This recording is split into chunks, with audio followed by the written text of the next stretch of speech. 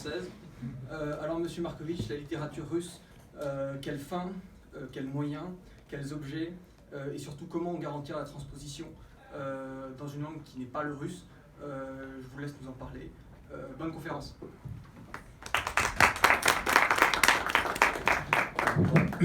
Comment dire,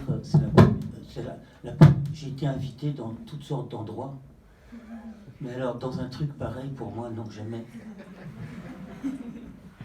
Donc, est-ce que je pourrais vous demander un truc, un autre truc, c'est de ne pas prendre de notes. Et vous savez, et pour une raison sérieuse, c'est que quand vous prenez des notes, vous regardez vos papiers, et du coup, moi, je vois que vos fronts et vos cheveux. Et c'est très chiant. Enfin, je veux dire, c'est très embêtant. Et puis en plus, il y a encore autre chose, c'est que, justement, moi, j'ai jamais voulu être prof. Pour plein de raisons. Mais en particulier pour une, c'est-à-dire que un enseignant, être enseignant, c'est une telle responsabilité, et c'est une responsabilité dans le temps. Et moi, j'ai jamais voulu exercer aucune responsabilité en dehors de mon propre travail et de ma vie privée qui, par nature, me regarde moins. Et c'est tout. J'ai jamais voulu avoir j'ai jamais voulu, dire aucune vérité. J'ai jamais voulu porter aucune connaissance. Sinon ma propre expérience, qui n'a de valeur que le fait qu'elle est la mienne, mais qui ne porte pas de vérité générale. Non pas que je pense qu'il n'existe pas de vérité générale, mais je pense que c'est pas mon domaine. Et alors, Nicolas, vous avez fait un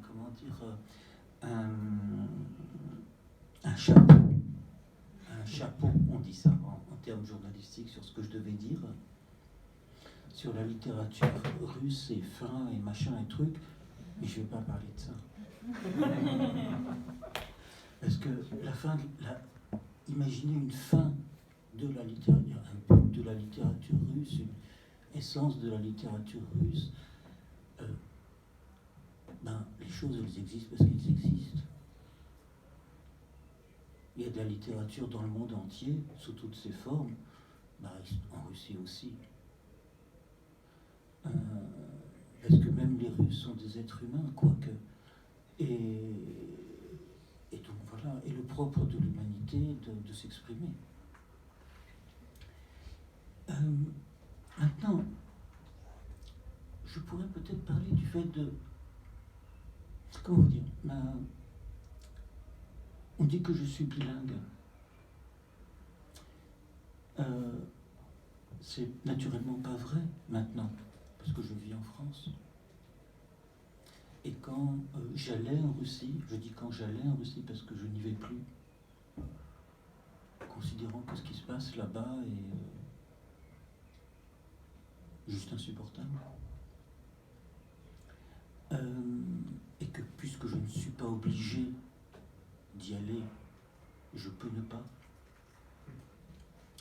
Mais quand j'allais là-bas, les gens me disaient tous « Oh, qu'est-ce que vous parlez bien le russe ?» Enfin, les gens qui ne me connaissaient pas.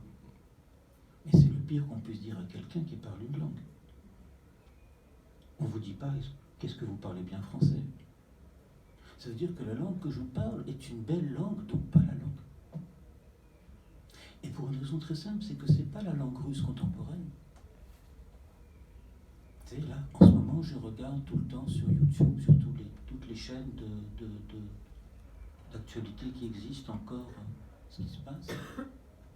Mais il y a plein de trucs que je comprends plus du tout, parce que les militaires ou les pseudo-militaires qui parlent, il y a un mot sur deux que je ne comprends pas. Soit c'est une langue obscène, soit c'est une... Je sais pas, enfin c'est un truc... Bon, ma grand-mère m'a pas appris à parler comme ça. Et ma grand-mère est née en 1890. Et j'ai eu cette chance absolument extraordinaire de la connaître très bien, et elle est décédée en 1991. Elle avait donc 14 ans quand Tchekhov est mort. Un jour, elle m'a demandé « А где теперь Вовочка Набоков ?» Est-ce qu'il y a quelqu'un qui parle russe ici? Et donc, elle m'a demandé « Et maintenant, il est où Vovotchka Nabokov ?» Vovotchka, c'est le diminutif du prénom Vladimir.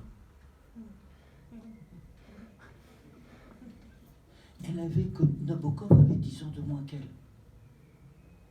Et elle l'avait connu petit.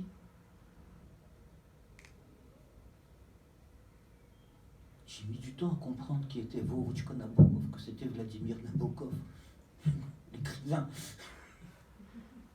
Parce qu'elle connaissait son papa, qui était un grand avocat. Elle a traversé tout ce que pouvait traverser un être humain, toute l'histoire russe. Elles étaient 2 sœurs, il y avait ma grand-mère et ma grand-tante. Ils ont vécu toujours ensemble. 1905, elles ont assisté au massacre de 1905 à Pétersbourg. Ils avaient 15 ans. Ils voulaient aller manifester. Leur père les a enfermés dans la chambre. Donc ils ne sont pas allés manifester, ils en voulaient beaucoup à leur père. La guerre de 14. Il y avait un portrait. Donc c'est une famille d'intellectuels juifs de Pétersbourg. Les juifs n'avaient pas le droit de vivre en Russie continentale. Sauf s'ils appartenaient à des guildes de marchands. Des guildes, par exemple la guilde des joailliers. Mon arrière-grand-père était joaillier. Et donc il avait le droit de vivre à Pétersbourg, mais sinon, c'était... Et donc les femmes, en tant que juives, ne pouvaient pas entrer à l'université. Et en plus, en tant que femme, déjà il n'y avait pas de femme à l'université, ou très peu, mais alors une femme et une juive, là, c'était... Voilà. Et donc, elles assistaient à des cours que donnaient des professeurs d'université, des cours gratuits, des cours non officiels, à qui voulait, aux femmes, aux juifs. Et c'était ce qu'on appelle les Bestoujevski cours, les cours Bestoujev, dont le niveau était largement supérieur aux cours de l'université. Et c'était des cours donc non officiels, qui donnaient rien. Et ma grande-tante a été spécialiste, a décidé d'être spécialiste des vases étrusques. Des vases étrusques. Et donc elle suivait des cours d'histoire de l'art sur les vases étrusques. Et elle passait des examens sur les Étrusques. Et le professeur, donc elle avait quoi, 18 ans, et le professeur lui donnait une bibliographie. Alors tu avais des livres en français, naturellement elle lisait le français, des livres en allemand, naturellement elle lisait l'allemand, en latin, en grec, naturellement elle lisait le latin et le grec, parce que c'était juste pas poli de ne pas le faire. C'est juste pas poli. Et il y avait un livre en italien. Et elle ne lisait pas l'italien. Et le professeur l'a interrogé sur ce livre en italien. Alors elle a dit, elle avait 18 ans, hein, mais professeur, je ne lis pas l'italien. Alors le professeur, professeur Grefs, a dit, eh ben, je ne vous donne pas votre examen, vous reviendrez l'année prochaine. Et elle a appris l'italien. Et elle racontait cette histoire-là comme ça. Encore une fois, ça ne servait strictement à rien. Ça donnait aucun diplôme. Aucun. Elle fréquentait des étudiants de l'université, des hommes, des étudiants d'histoire de l'art. Et il y avait une photo de groupe en 1910. Une photo faite en 1910. On y voit 27 jeunes gens, 5 femmes, 22 jeunes hommes. Sur ces 27 personnes, 2 sont mortes dans leur lit. 2. Enfin, à vrai dire, non, 3. Mais l'un est mort dans son lit après 25 ans de camp. Il est rentré pour mourir. Tous les autres, absolument tous les autres, sont morts de mort violente. Pendant la guerre de 14, pendant la guerre civile, pendant le stalinisme, pendant le siège de Leningrad.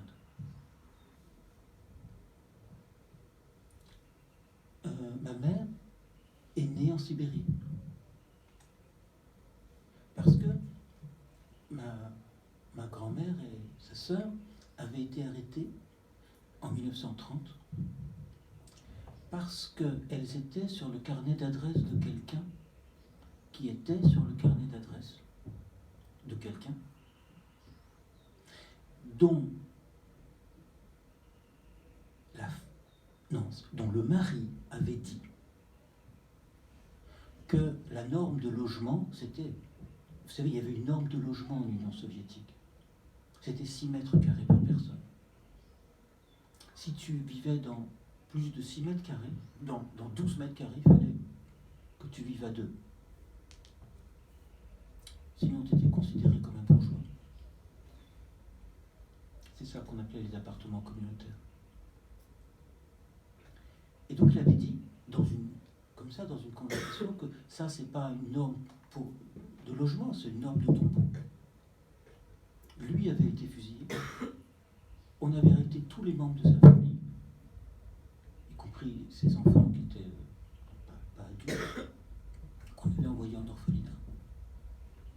Et tous les gens autour, tous les gens des carnets d'adresse. Et ça avait donné ce qu'on avait appelé un complot anglais. Et à l'époque, en 1930, ma grand-tante disait qu'elle n'avait pas été torturée. Et donc elle pouvait discuter avec son commissaire. Et elle disait au commissaire, mais vous comprenez bien que je ne suis pas une espionne anglaise. Et le commissaire la regardait et lui disait, mais moi, je comprends ça parfaitement. Mais j'ai mon plan. Est-ce que vous comprenez ce que ça veut dire? C'était pas mon plan pour vous faire avouer que vous êtes une espionne anglaise. J'ai mon plan quinquennal, mon quota d'espions anglais à trouver. Ah, vous tombez dans le quota, qu'est-ce que vous voulez que je fasse? J'y peux rien. C'est à cause de ça que ma mère est née en Sibérie. Et elle expliquait les choses toutes simples. Ma grand-mère était beaucoup plus petite que moi. Elle expliquait les choses tout simplement, qu'on les menait, on les sortait en plein hiver, en 1930. On les avait mis dans une prison, dans un gare de transit, enfin je ne sais pas comment ça s'appelle ça, pour aller en Sibérie, à Sverdlovsk.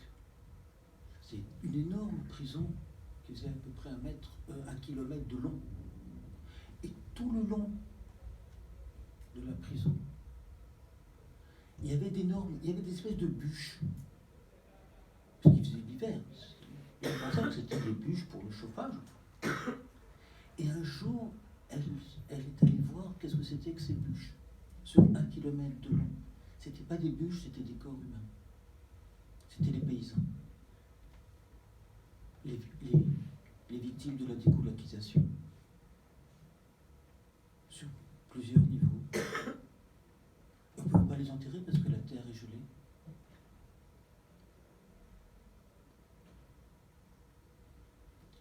Et après, il y a eu la guerre. Après, elles sont revenues à Leningrad. Après, ma grand-mère a été arrêtée de nouveau. Et puis libérée juste avant 1941. Et puis il y a eu le blocus de Leningrad. Et je vais peut-être parler aussi de ça. sur comment on ne peut pas traduire.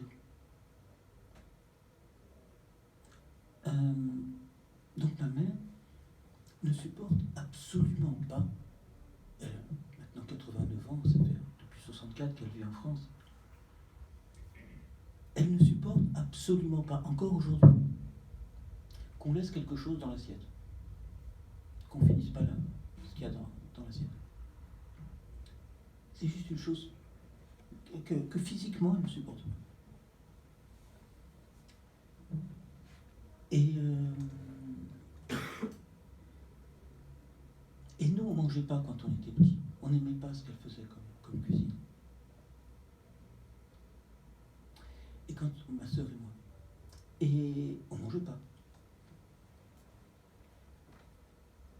Et alors ma mère disait « Blokade na vas нет ».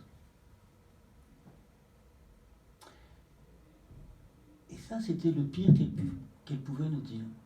Blokade na vas нет, ça veut dire « il vous faudrait le blocus ». Il vous faudrait le blocus. Et on comprenait bien qu'on était coupable de ne pas manger la viande gélatineuse qu'il y avait dans l'assiette. Et que si elle nous souhaitait à ses enfants qu'elle adorait de mourir de faim, c'était pas qu'elle souhaitait qu'on meure de faim. Mais que ce qui se passait, c'était les mots ne disaient pas les mots, mais disaient une expérience incommunicable. Que nous, jamais on n'avait connu la faim. De la même façon que nous, moi, il a fallu que j'attende un certain nombre de décennies de ma vie pour qu'on me traite de sale juif. Alors que pour ma mère, c'est en Union soviétique, c'était évident. Judovka. N'importe quel ivrogne le vendredi soir te regarde et dit Judovka. Et que c'est ça qui est incommunicable. Et que si la traduction se limite à la langue, c'est pas de la traduction parce que c'est pas de la vie. Parce que la seule chose qui compte, c'est ce qu'il y a derrière les mots. Et ça, comment est-ce que tu veux le traduire? Or, c'est la seule chose qui compte.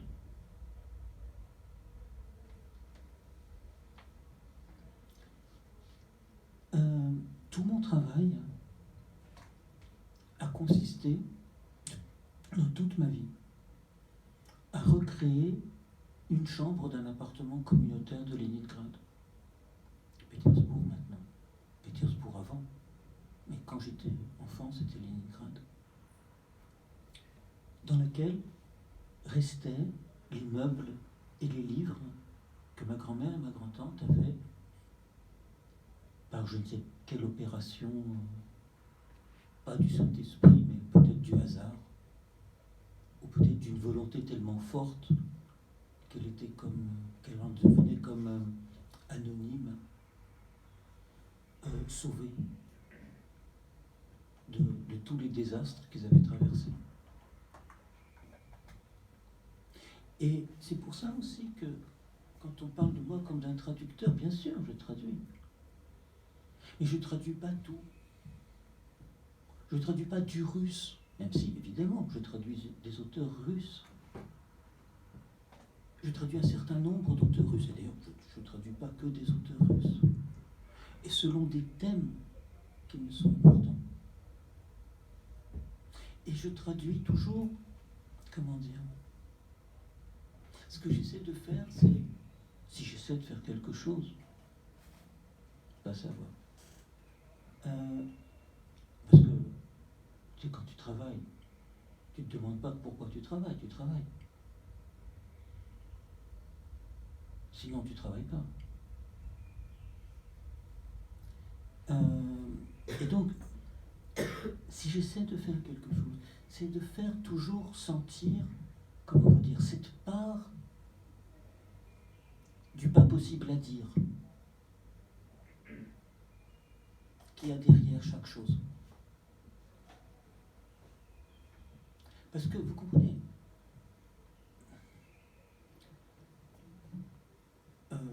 un livre, c'est pas, je sais pas, tu remplaces pas un livre par un objet livre par un objet livre.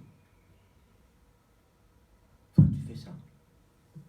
Vous lisez pas Zapiski с подполья Dostoïevskого, alors vous achetez les carnets du sous-sol de Dostoïevski. Et vous avez l'impression que, en gros, ça va. Mais ça va pas du tout. C'est pas que... Et ça ne peut pas aller. Ça veut pas dire que toute la traduction est impossible. Et ça veut pas dire non plus que c'est aléatoire. Et ça veut pas dire non plus qu'on peut faire n'importe quoi. Mais ce qui est sûr, c'est que l'interprétation que j'ai, moi, fait et que votre copain Raphaël va lire, ce soir, c'est mon interprétation. C'est pas Dostoïevski. C'est la façon dont moi, je lis Dostoïevski. Mais je ne suis pas le seul être humain sur Terre qui lit Dostoïevski.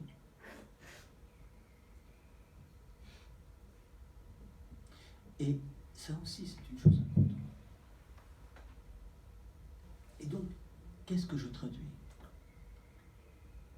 Je traduis le seul auteur qui compte dans la culture russe, c'est Pouchkine. Parce que vous voyez, вы говорите по-русски, да? Ну вот. On demande à... Votre nom, excusez-moi. Marc-Antoine. On demande à quelqu'un, à une personne, à un étranger, qui parle russe formidablement. Des fois, il y a des étrangers qui parlent russe mieux que les Russes. Quel est votre poète russe préféré? Alors il pourra vous dire, je ne sais pas, Lermontov, Mandelstam. Vous voyez qu'il n'est pas russe. Parce qu'il a répondu à une question, il a répondu à votre question. Et pour un russe, c'est une question stupide. Absolument stupide. Comment ça, mon poète préféré? Mais évidemment, c'est Pouchkine. Mais vous comprenez, vous pouvez, je ne sais pas, aimer Racine, Baudelaire, mais ça ne vous pose pas de problème, vous êtes des citoyens français comme tout le monde. Comme disait mon grand-père, juif comme tout le monde. Normal, juif comme tout le monde, il disait ça. Il avait deux catégories dans l'humanité. Il avait 95%, oui, normal, juif comme tout le monde. Et puis, il avait une autre catégorie, c'était 5%, c'était très très rare. C'était pas juif, mais bien. C'était rare. Parce que tout le monde était juif, enfin, je veux dire, même. Donc bon, c'est encore un autre aspect de la vie. Bref, c'est Pouchkine. Mais non seulement parce que Pouchkine a créé toute la littérature, parce que la langue de Pouchkine est tellement extraordinaire, c'est pas que ça. C'est que Pouchkine, c'est pas qu'on l'apprend dans l'enfance, c'est qu'on le parle dans l'enfance. Il dit, ma première langue c'est le russe. Mais c'est absolument pas vrai. Ma première langue c'est Pouchkine. Mais vraiment. C'est-à-dire, tu vois, ma grand-mère, elle chantait pas. Chantait pas du tout. Ma maman non plus chante pas du tout. Je connais quasiment aucune chanson russe. Et donc, quand j'étais petit, ma grand-mère me gardait, parce que mes parents travaillaient. Et qu'est-ce qu'elle faisait? Elle me disait Pouchkine. Elle ne me lisait pas Pouchkine. Elle me me disait Pouchkine, par cœur. Parce qu'évidemment, tu connais Pouchkine par cœur. Ma mère, encore aujourd'hui, à 89 ans, connaît Eugène Onegin par cœur, c'est 6800 vers. Et beaucoup d'autres choses. Et une des choses dont je suis le plus fier de ma vie, je peux le dire comme ça, c'est que j'ai traduit Eugène Onegin et semblable. Je peux le dire, hein, je l'ai bien traduit. Je peux le dire. Mais c'est pas ça. C'est que j'ai fait un disque audio, un disque où j'ai enregistré ma mère qui dit le texte russe d'Onegin. Et ça, j'en suis fier. Parce que maintenant, plus personne ne parle russe comme ça, naturellement. Et donc on a fait un disque à deux. Le texte français, puis elle qui dit le texte russe. Aux éditions Telem, qui fait des livres disques, ils ont pris plein de mes traductions de Dostoïevski, par exemple. Ou bien récemment, là, ils ont republié notre traduction du Maître et Marguerite, de Bulgakov. Bon, bref. Mais Pouchkine, c'est pas que ça. Par exemple, comment dire, je sais pas, il y a cette lampe-là, elle tombe en panne.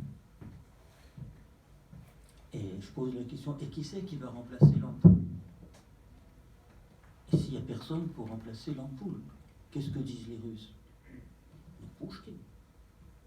C'est Pouchkine qui va la mettre. Vous marchez dans la rue et vous avez vos pensées, et un gars vous arrête et vous dit comment on va rue machin. Parce que en Russie, jusqu'à récemment, il n'y avait pas le Waze. Et enfin, il y a eu, hein, mais moi je l'ai utilisé rarement. Et donc, il dit, ah, что, я Пушкин, что ли?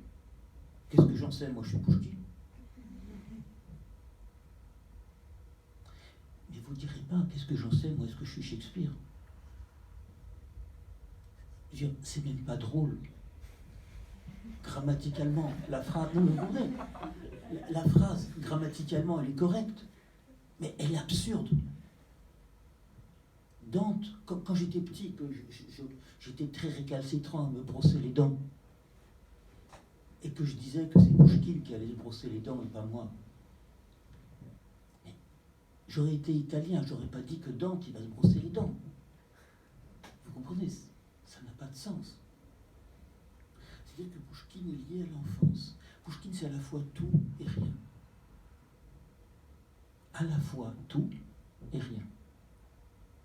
Une espèce de vide lumineux dans lequel toute la littérature russe et toute la vie des gens en Russie non pas se reflètent, mais s'illuminent.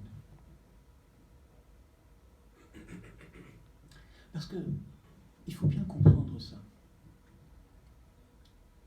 En Russie, jamais, en aucune circonstance, juste jamais, on a pris en considération l'individu. Il n'y a jamais eu un moment où on a fait attention aux gens. Juste jamais. Il y a sur ça un poème magnifique de Pouchkine que j'ai jamais réussi à traduire. Il est trop extraordinaire, qui s'appelle Le Cavalier de bronze. Et qui explique ça. Le Cavalier de bronze, à vrai dire, il faudrait traduire le Cavalier de cuivre, Medny Всадник. C'est la représentation de la statue équestre de Pierre le Grand à Pétersbourg. Parce que vous savez, Pierre le Grand a créé Pétersbourg, j'allais dire de toutes pièces. Il l'a créé sur des marécages. Et la création de Pétersbourg est la création de la Russie moderne, son entrée en tant que grande puissance. Et c'est la plus belle ville du monde, point. Il n'y a pas plus beau.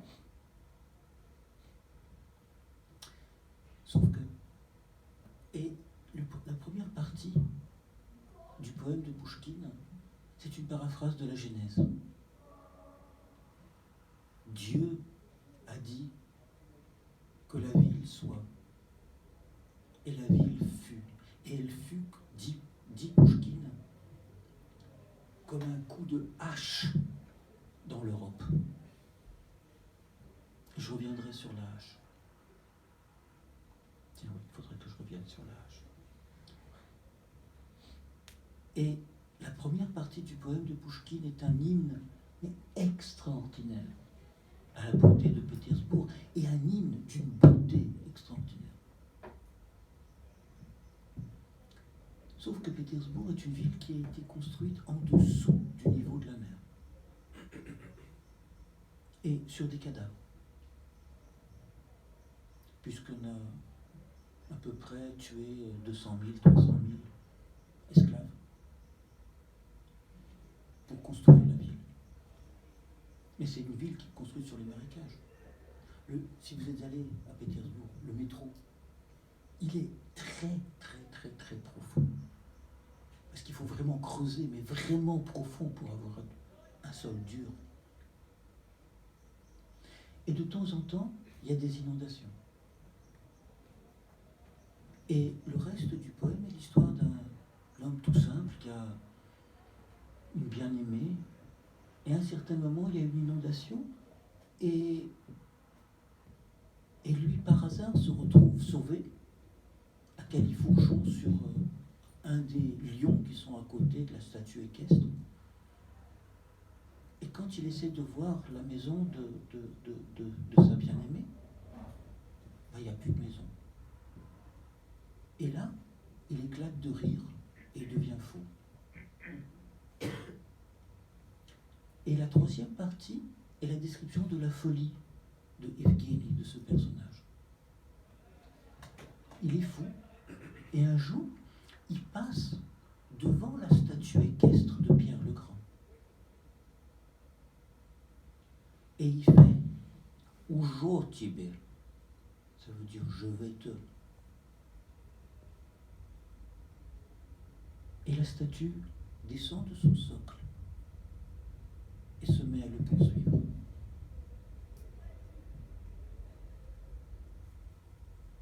Et c'est ça, l'histoire russe. Dès que tu dis quelque chose, c'est la statue équestre qui descend pour t'écraser.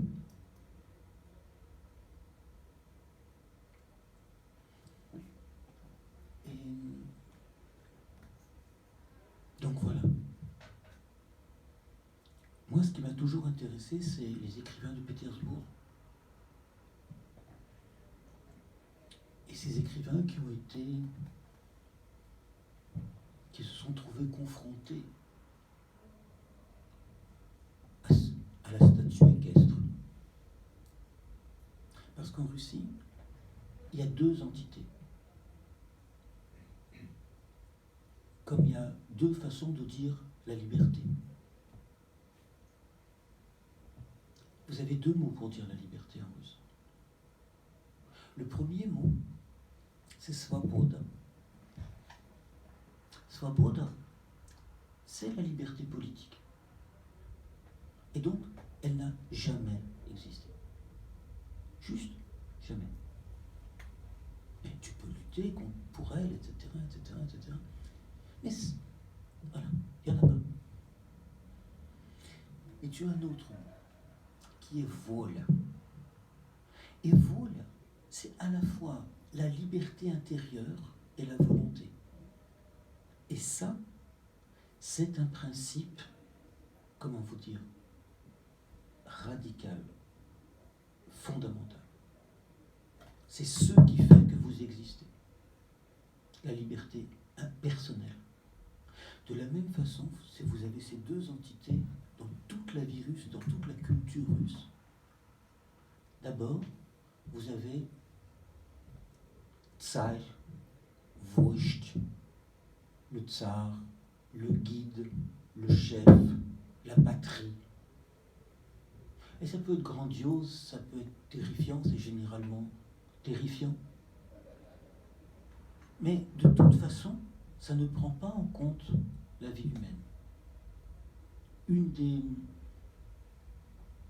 des expressions les plus courantes en Russie, c'est les rubel щепки летят. C'est-à-dire, quand on abat une forêt, il y a des copeaux qui volent. Et face, les copeaux, c'est les gens, naturellement. Et face à ça, vous avez une autre entité qui est Dom, la maison. C'est-à-dire le principe théoriquement inviolable de la vie intérieure. De ce qui est, de Pouchkine. Et dans toute l'histoire russe, le dôme a été violé par le vochtch. La maison a été violée par l'histoire. Pouchkine est mort, s'est battu en duel. Quand il a compris que la police, que le tsar, lisait les lettres qu'il écrivait à sa femme. C'est-à-dire que le principe de l'intimité familiale était violé. Il avait accepté tout, mais ça, c'était plus fort que lui.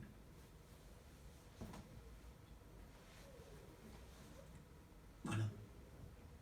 Et c'est aussi pour ça qu'à la fin de mon travail avec Françoise Morvan, on a traduit Le Maître et Marguerite de Bulgakov. Est-ce que vous avez lu Le Maître et Marguerite?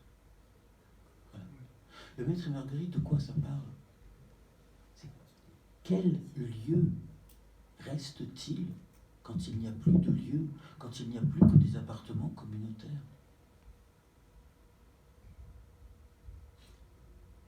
C'est ça, c'est de ça dont parle le roman. Qu'est-ce qui reste? Eh bien, il reste Pouchkine. Tout ce roman est une espèce d'expansion absolument incroyable d'un petit poème de Pouchkine.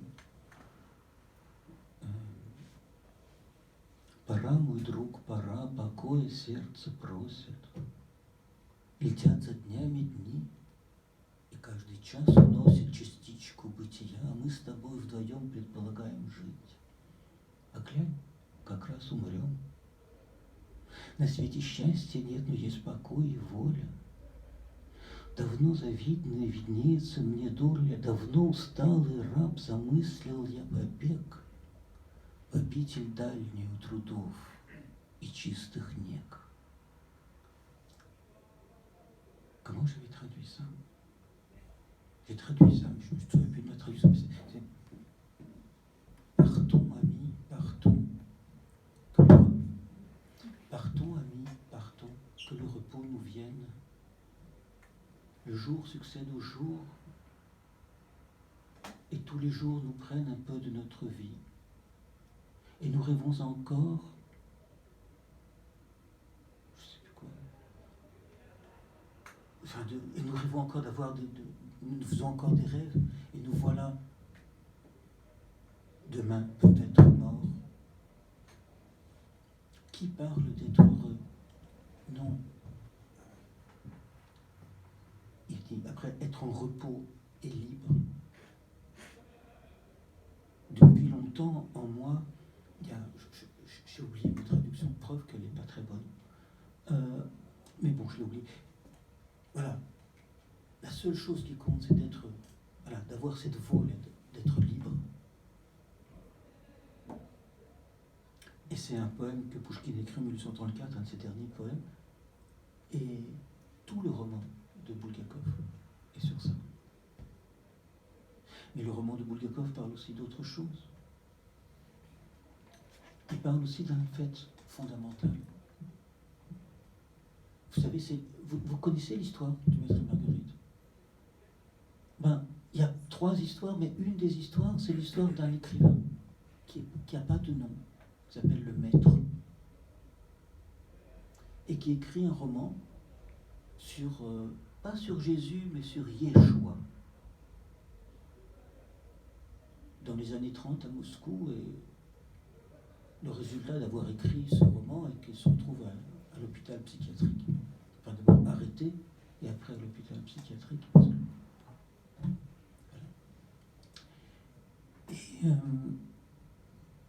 Et il brûle, et il brûle le manuscrit. Et à un certain moment, le diable intervient et lui ramène le manuscrit. Il dit, mais les manuscrits ne brûlent pas. Et on comprend bien que les manuscrits brûlent. Mais Bulgakov était un grand ami d'un autre poète majeur, Osip Mandelstam. Est-ce que vous connaissez Osip Mandelstam? Je vais vous dire un poème d'Осип Мандельштам. Умывался ночью на дворе, твердь сияла грубыми звездами. Звездный луч, как соль на топоре, стынет бочка с полными краями. На замок закрыты ворота, и земля по совести сурова. Чище правды свежего холста вряд ли где отыщется основа. Тает в бочке, словно соль, звезда, и вода студеная чернее. Чище смерть, соленее беда, и земля правдивей и страшнее. Садись. Умывался ночью на дворе, c'est tout simple. Je me lavais la nuit dehors, dans la cour, dehors. Sauf que ça ne dit pas je me lavais. Ça peut être je, ou tu, ou il. Je me lavais la nuit dehors. Твердь сияла грубыми звездами. Le ciel luisait d'étoiles grossières, ou bien brutes, ou bien non travaillées. Parce que les étoiles, elles sont pas manufacturées. Et tvirt, c'est pas le mot que moi j'emploie pour ciel. C'est tvirt, c'est la racine, c'est le mot tjordé, dur. C'est le firmament, au sens la voûte du ciel dur. Le ciel dur luisait d'étoiles premières, grossières. Звездный луч, как соль на топоре. Le rayon de l'étoile, c'est comme du sel sur une hache. Стынет бочка с полными краями. La barrique pleine d'eau refroidie, parce qu'il se lavait dehors. Donc une barrique d'eau froide. На замок закрыты ворота. Ça c'est tout simple. Les portails est fermé au verrou. И земля по совести сурова. Et la terre est en conscience, austère. Et je ne sais pas de qui est la conscience. Est-ce que c'est la conscience de la terre? Ou est-ce que c'est en conscience, je peux vous dire que la terre est austère? Je ne sais pas. Comme si c'était les deux.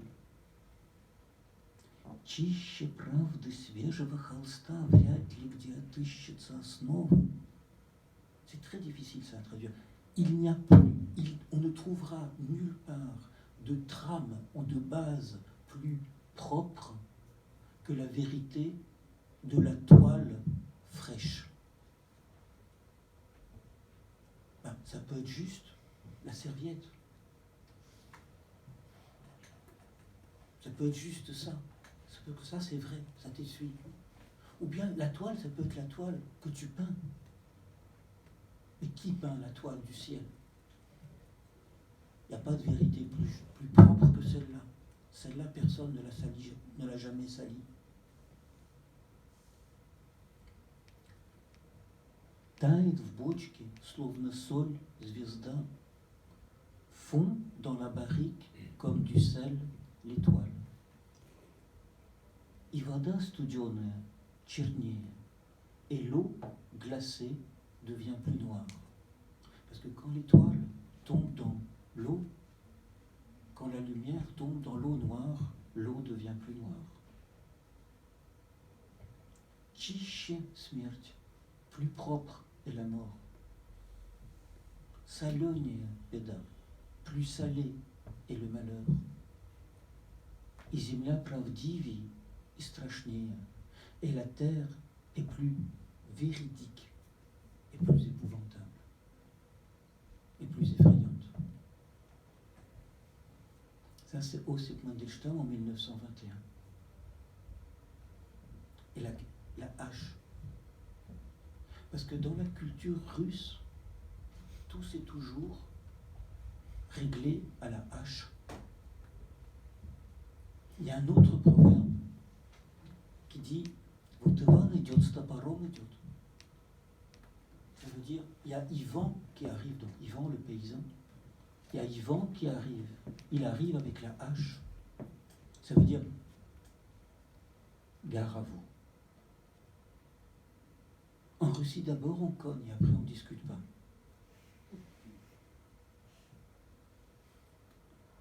Et si vous vous souvenez,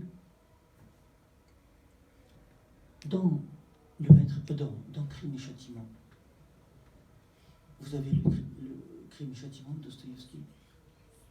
Il faut lire Crime et Châtiment de Dostoïevski. Eh bien, Raskolnikov il tue avec la hache. Et la hache, elle est tellement lourde. Il ne se rend pas rendu compte que qu'une hache, c'est lourd. Et quand l'usurière, elle est petite et lui est grand, et il prend son élan pour donner un coup de hache à l'usurière, et la hache se retourne, tellement c'est lourd. Et en fait, il ne lui fend pas le crâne, il lui écrase le crâne. Et quand arrive la sœur de l'usurière, et qui découvre ça, que Raskolnikov n'avait pas prévu de tuer, alors là, il bande toute son énergie, et là, il tient la hache, et il lui fend le crâne. Et ça, pour Dostoïevski, c'est l'image de la dialectique. A ou B, c'est pareil.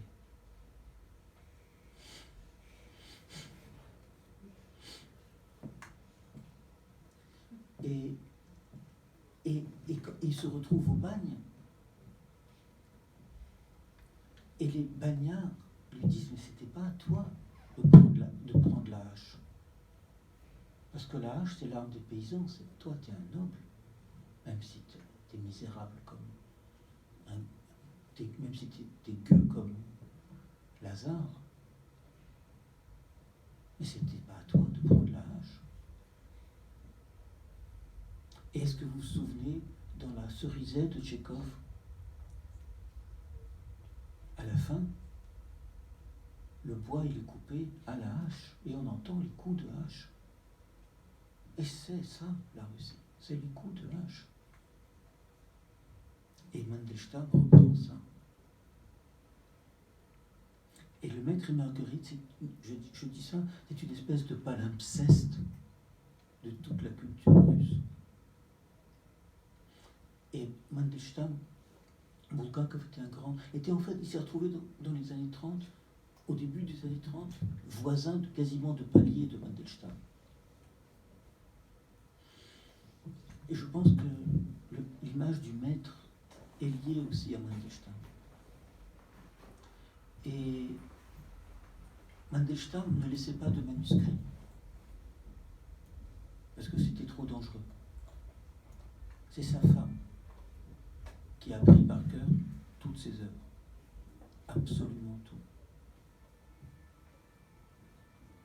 De la même façon, Anna Akhmatova, une grande amie de Bulgakov et de Mandelstam, quand elle a écrit le poème sur le stalinisme, alors que son mari avait été fusillé, son premier mari avait été fusillé, son deuxième mari était dans les camps, son fils était dans les camps, et que Staline faisait un chantage pour qu'elle écrive une ode à sa gloire, et que contre cette ode, il pourrait libérer son fils. Anna Akhmatova a écrit le Requiem, qui est de chant du peuple russe sous le stalinisme. Elle ne l'a pas écrit. Elle écrivait le poème, elle le brûlait, parce que les manuscrits ne brûlent pas. Et elle demandait à 7 de ses amies IES, 7 femmes, dont aucune ne savait que l'autre était au courant, de venir et de l'apprendre par cœur. Et pendant 17 ans, ces 7 femmes sont revenues chez elle, sans jamais dire à qui que ce soit, pour répéter le poème. Et Yelena Bulgakova, l'épouse de Bulgakov, a gardé les manuscrits, a sauvé les manuscrits. Et c'est comme ça que les manuscrits n'ont pas brûlé. Et pour moi, c'est une chose très importante d'être conscient de ça. Je voulais dire aussi, là il est 7h30, on va s'arrêter, je voudrais dire aussi que j'ai apporté, j'ai pas apporté mes livres, j'en ai fait quoi, j'ai pas 150. Mais j'en ai apporté un.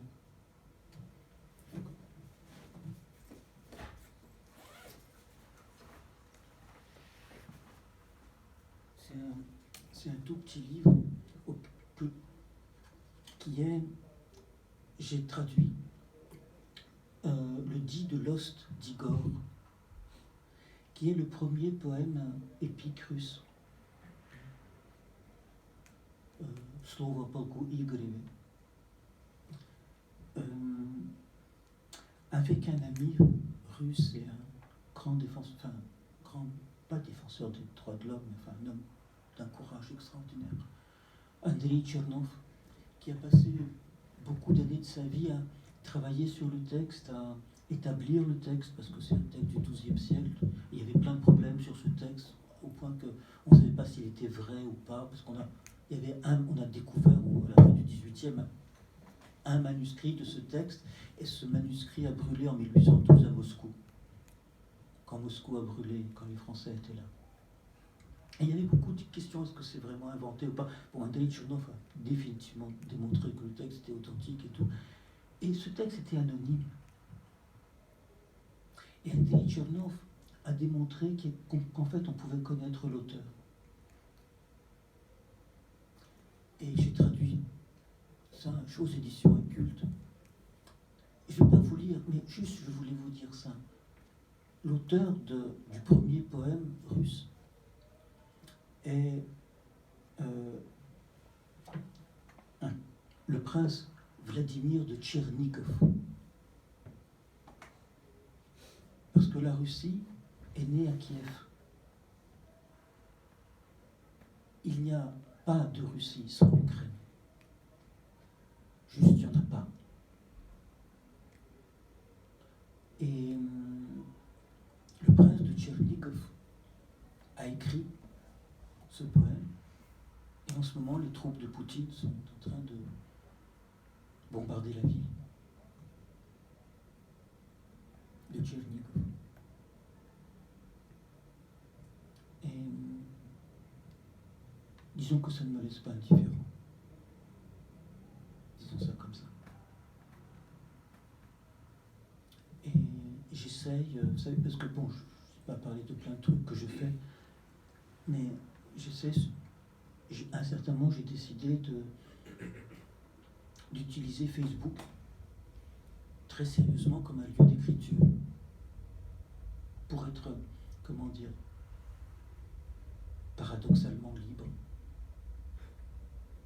Je veux dire que sur Facebook est un lieu commun à tous les sens du terme. Et pour moi, c'est très important. C'est-à-dire que vous êtes absolument libre d'y publier la photo de votre chat ou de la pizza que vous mangez avec vos copains. Personne ne vous empêche de faire ça. Mais vous pouvez ne pas. Et vous pouvez ne pas qui est important pour moi. Et donc j'ai décidé d'utiliser Facebook comme un lieu d'écriture où j'écris ce que je veux. Poèmes, chroniques, traductions, souvenirs. Parce que je suis pas que traducteur, je suis en fait écrivain. Et si je traduis, c'est que j'écris. Et que c'est la seule chose qui compte pour moi, c'est que ça soit gratuit. Et Facebook est pour moi un lieu gratuit. Et donc, depuis 10 ans, tous les 2 jours, je publie un texte. Donc à force, ça fait une sacrée masse. On se pose la question, qu'est-ce qu'on en fait? Moi, je publiais 2 années aux éditions Incul, qui s'appelle Partage, justement, parce que ça s'appelle comme ça. Et donc là, ces derniers temps, je fais que des chroniques sur ce qui se passe, d'après ce que je peux comprendre, en Ukraine. Parce que naturellement, Poutine est la suite de tous ces étouffeurs de vie qui ont toujours été au pouvoir en Russie. Et la chose extraordinaire en Russie, c'est qu'il y a quand même toujours de la vie. Merci.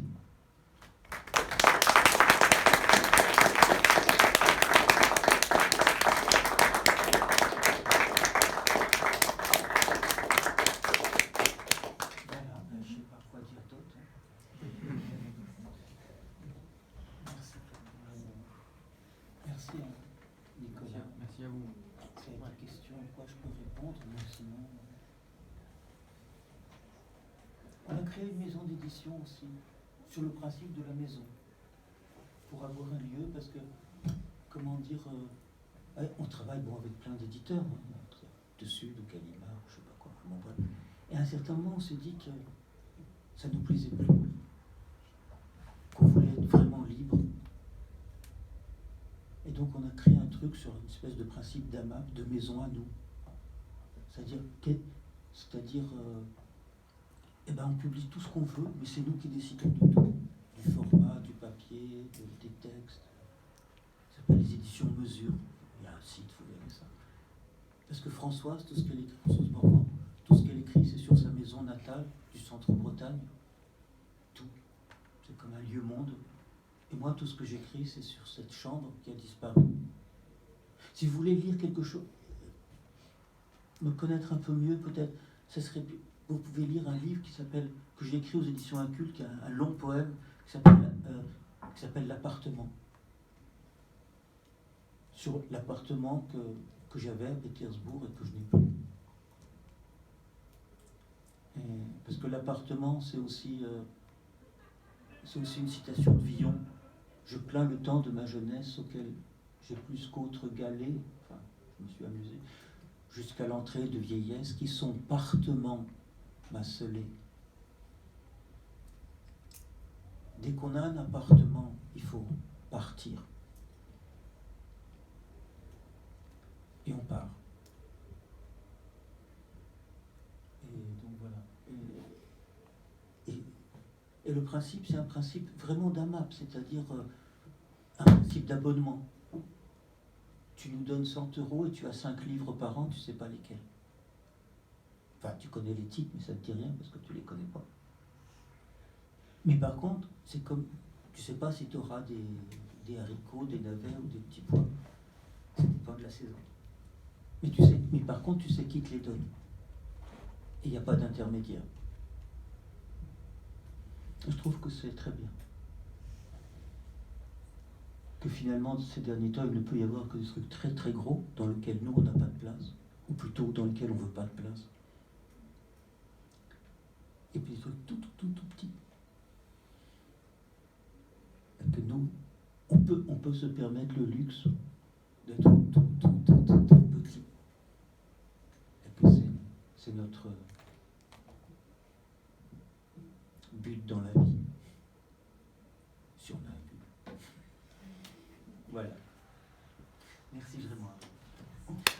s'il y a des questions, non. S'il y a des questions, voilà, sinon, voilà.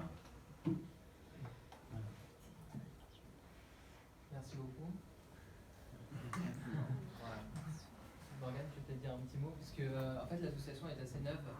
Elle s'est créée en tout début d'année, et donc on accueille pour la première fois une nouvelle présidente qui prend ma succession, qui s'appelle Morgane Guillemard, brillante. Je vous remercie beaucoup pour être venu et nous avoir fait cette conférence merveilleuse. Merci à vous, merci. C'est vraiment la première fois que je viens dans une école de commerce.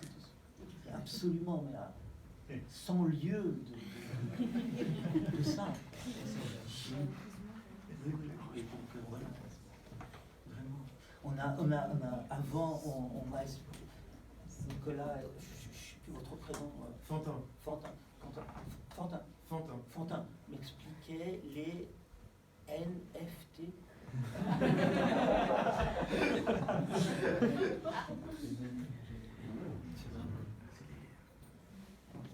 Et moi, j'étais devant ça comme une horloge arrêtée.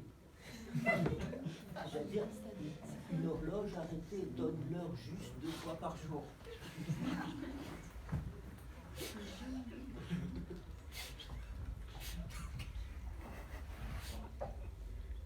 Donc voilà. Merci à vous. Merci à vous.